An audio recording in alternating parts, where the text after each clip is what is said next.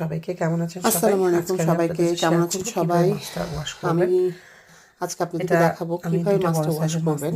আসলে এটা সবাই আমরা কম বেশি জানি, কিন্তু এটা আমার এই হচ্ছে যে ভিডিওটা আমার এই একদম ভিডিওটা যারা যারা একদমই নতুন, যারা প্রপারলি একদম ওয়াশ নতুন করতে পারেন না, রাঁধুনি মাছের তাদের মধ্যে জন্য, গন্ধ থেকে যায়। কারণ আমরা অনেকেই কিন্তু প্রপারলি তারপরে মাছ আর আমাদের নিয়মটা বিদেশে জানি না। বিশেষ করে তো তো মাছগুলো সব যাই মাছ হোক, ফ্রোজেনই হয়। আজকে আপনাদের আর সাথে এই শেয়ার ফ্রোজেন করলাম। এই মাছগুলো যে আমি আসলে দুটো মাছ নিয়েছি, আপনি এখানে যতই হচ্ছে যেভাবে আপনারা করেন অ্যাড না কেন করবেন একটু লবণ গন্ধ আর থেকেই যায় কেন যেন আমার হলুদ মনে হয়। এবং তো আমি এই লেবু। জন্য করি কি, আপনি লেবুর এই জুস, যে লেবুর লবণ, জুসটা হলুদ নিয়ে আর হলুদ যে লবণ দিয়ে মাখায় রসটা নিয়ে আধা ঘন্টার জন্য আপনারা একসাথে রেখে দিবেন।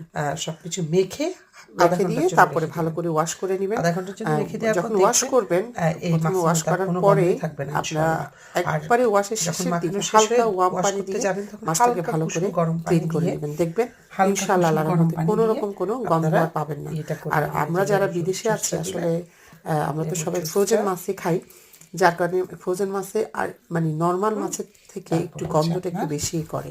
তো সেই জন্য আপনি এই প্রসেসিং মেনটেন করে দেখবেন, আপনি ওয়াশ করবেন, ইনশাআল্লাহ কোনো গন্ধই থাকবে না। যেতে যেতে সবাইকে একটা কথা, আমার চ্যানেলটা সাবস্ক্রাইব করে দিবেন, লাইক শেয়ার দিয়ে দিবেন, আমাকে ইন্সপায়ার করবেন। সবাইকে ধন্যবাদ। মাথায় আসসালামু আলাইকুম। আধা ঘন্টার জন্য হলুদ এবং লবণ ভালো করে মাখায় আধা ঘন্টার জন্য রেখে দিবেন। ইনশাআল্লাহ দেখবেন কোনো রকম কোনো গন্ধ আপনি পাবেন না। আর জাস্ট শেষে একটু হালকা ওয়ার্ম পানি দিয়ে ওয়াশ করে নেবেন।